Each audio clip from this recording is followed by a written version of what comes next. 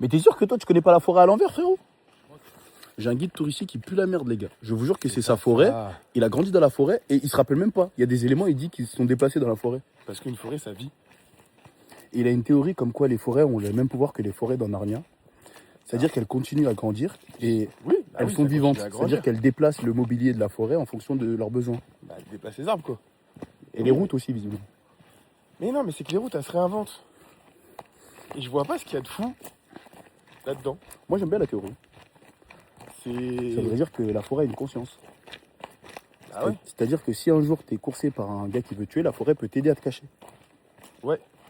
Genre, il ouvre des grandes branches comme ça. C'est ça. Toi, tu passes et la route, elle se referme et le voleur, il suit un chemin qui n'existait pas auparavant. Bon, du coup, en fait, si j'ai grandi dans une forêt, on peut dire que je suis un Non, gorille argenté. tu n'es pas un gorille à dos argenté.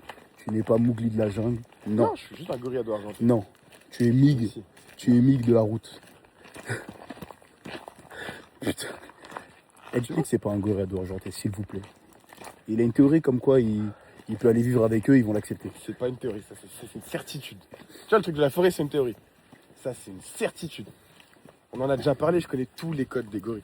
Oui, et tu connais pas les codes des humains, je t'ai déjà dit. Oui, mais ça, c'est pas grave, on s'en fiche des humains.